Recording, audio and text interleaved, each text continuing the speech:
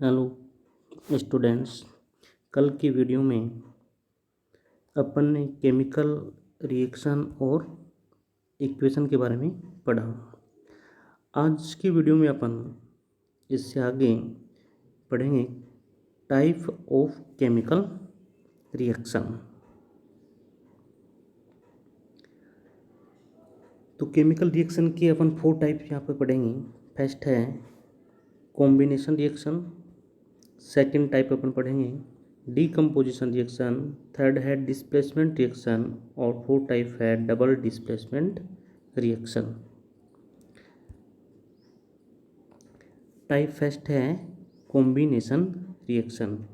तो combination reaction अपन किसे कहेंगे? इस रिएक्शन में क्या होता है कि 2 और मोर सब्सटेंस कंबाइन होते हैं और कंबाइन होने से क्या बनता है? एक सिंगल प्रोडक्ट बनता है। तो इस प्रकार की रिएक्शन को अपन बोलते हैं कॉम्बिनेशन रिएक्शन। यानी इस प्रकार के रिएक्शन में क्या होता है कि 2 और मोर सब्सटेंस कंबाइन होकर के एक सिंगल प्रोडक्ट बनाते हैं। फॉर एग्जांपल जैसे H2 और O2, हाइड्रोजन और ऑक्सीजन। हाइड्रोजन और ऑक्सीजन है, यहाँ पे ये क्या है? रिएक्टेंट है। कितने हैं? 2, एक हाइड्रोजन और एक ऑक्सीजन, और इन दोनों के मिलने से इस सिंगल प्रोडक्ट बनता है वाटर। तो इस प्रकार की जो रिएक्शन होती हैं उनको अपन बोलते हैं कॉम्बिनेशन रिएक्शन। नेक्स्ट एग्जांपल इसके हैं जैसे H2 प्लस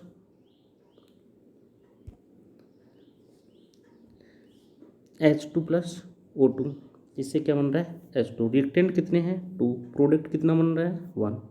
तो ये है कॉम्बिनेशन रिएक्शन। यहाँ पे रिएक्टेंट है सोडियम और क्लोरीन, 2 रिएक्टेंट है, प्रोडक्ट बन रहा है एक सोडियम क्लोराइड।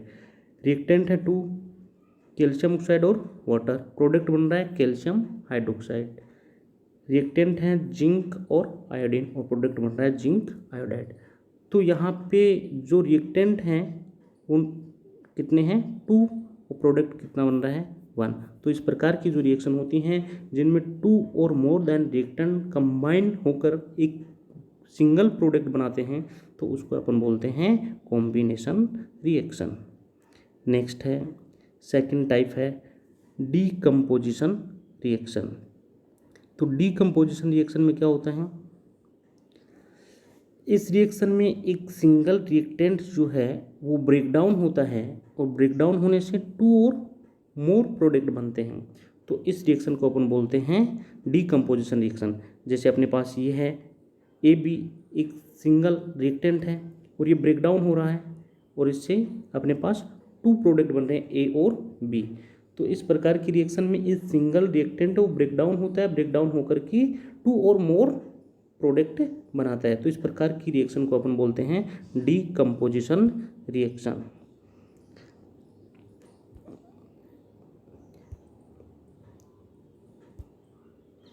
नेक्स्ट अपने पास है टाइप्स ऑफ डीकम्पोजिशन रिएक्शन। यानी डीकम्पोजिशन रिएक्शन के भी अपन टाइप पढ़ेंगे। किसके आधार पे? On the basis of form of energy required. यानी रिएक्टेंट जो है उसको ब्रेक डाउन करने के लिए किस प्रकार की एनर्जी का अपन कोई रिक्वायरमेंट होगी, उस आधार पे अपन डीकम्पोजिशन रिएक्शन के टाइप देखेंगे। तो इसके 3 टाइप्स हैं। फर्स्ट है थर्मल डीकम्पोजिशन, सेकंड है इलेक्ट्रोलाइसिस और थर्ड है फोटोकेमिकल डीकम्पोजिशन या फोटोलाइसिस।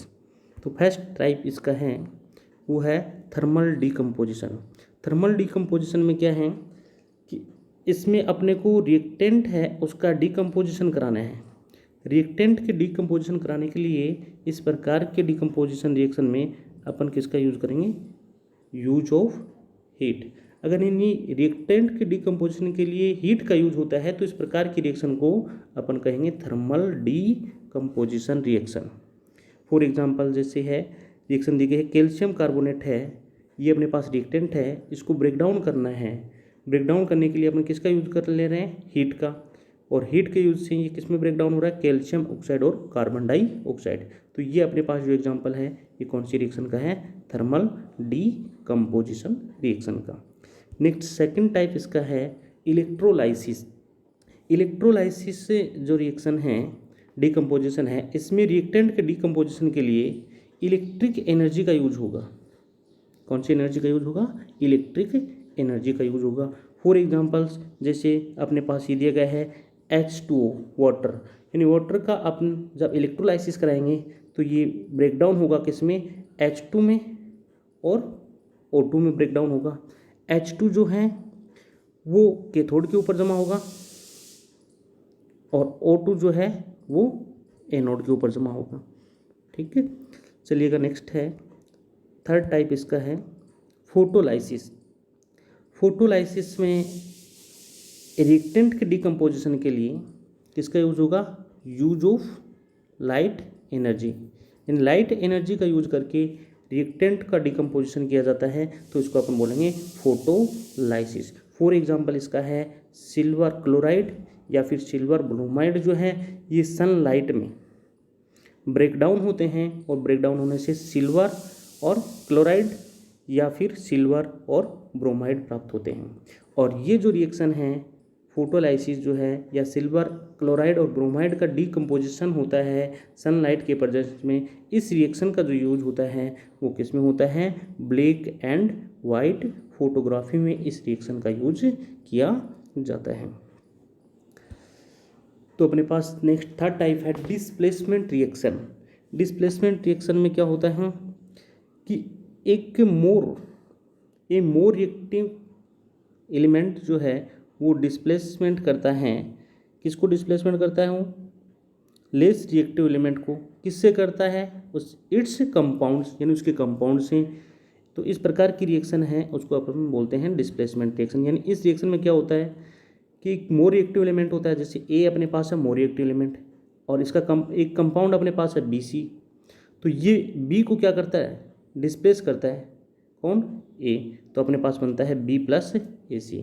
जैसे फॉर एग्जांपल अपने को ये रिएक्शन दिखाई दे रही है, AgNO3 कंपाउंड है, ये AgNO3 कंपाउंड है और Mg है, वो क्या कर रहा है? Ag को डिस्प्लेसमेंट कर रहा है। तो इस प्रकार की जो रिएक्शन होती है जिसमें मोर रिएक्टिव एलिमेंट है वो रेस रिएक्टिव एलिमेंट को डिस्प्लेस करता है, तो इस रिएक्शन को अपन बोलते हैं डिस्प्लेसमेंट रिएक्शन। कुछ और एग्जांपल इसके ऊपर देखेंगे डिस्प्लेसमेंट रिएक्शन के, जैसे जिंक है Zn, कंपाउंड है CuSO4, तो Zn जो है ये Cu को यानी कॉपर को डिस्प्लेस कर रहा है, तो क्या बनेगा अपने पास? ZnSO4 + Cu। तो अपने पास ये क्या है? डिस्प्लेसमेंट रिएक्शन का एग्जांपल है। जैसे सेकंड एग्जांपल अपने पास है Zn + CuCl2, तो Zn है वो Cu को डिस्प्लेस करेगा। Zn है वो मोर रिएक्टिव एलिमेंट है, Cu है वो लेस रिएक्टिव है, इसलिए Zn इसको Cu को डिस्प्लेस करेगा, तो क्या बनेगा? ZnCl2 और Cu। तो इस प्रकार की जो रिएक्शन होती हैं वो क्या होती हैं? Displacement reaction. जैसे ये है Cu + ZnSO4 रिएक्शन है, तो यहाँ पर Cu है वो लेस रिएक्टिव है किससे? Zn से, इसलिए Cu है वो Zn को डिस्प्लेसमेंट नहीं कर सकता, इसलिए ये रिएक्शन नहीं होगी। चलिएगा नेक्स्ट टाइप अपन पढ़ेंगे डबल डिस्प्लेसमेंट रिएक्शन। इस प्रकार की रिएक्शन में क्या होता है? टू रिएक्टेंट जो होते हैं उस रिएक्टेंट के जो आयन होते हैं उनका आपस में एक्सचेंज होता है और एक्सचेंज से न्यू कंपाउंड बनते हैं। डबल डिस्प्लेसमेंट रिएक्शन में टू रिएक्टेंट होते हैं, उनके आयन एक्सचेंज होते हैं और एक्सचेंज होने से न्यू कंपाउंड बनते हैं। इस रिएक्शन को प्रेसिपिटेट रिएक्शन भी बोलते हैं, क्योंकि इस रिएक्शन में जो प्रोडक्ट है वो प्रेसिपिटेट के रूप में प्राप्त होता है, इसलिए इसको अपन बोलते हैं प्रेसिपिटेट रिएक्शन भी कहते हैं। फॉर एग्जांपल जैसे यहाँ पर ये अपने को मिल रहा है, यहाँ पे टू रिएक्टेंट हैं और ये टू रिएक्टेंट हैं, ये आपस में रिएक्ट हो रहे हैं और रिएक्ट होने से इनके आयन हैं वो क्या हो रहे हैं? एक्सचेंज हो रहे हैं, और इन आयनों के एक्सचेंज हो रहे हैं, तो इसको अपन बोलेंगे double displacement reaction. Next example के द्वारा इसको समझेंगे अपन, जैसे AB +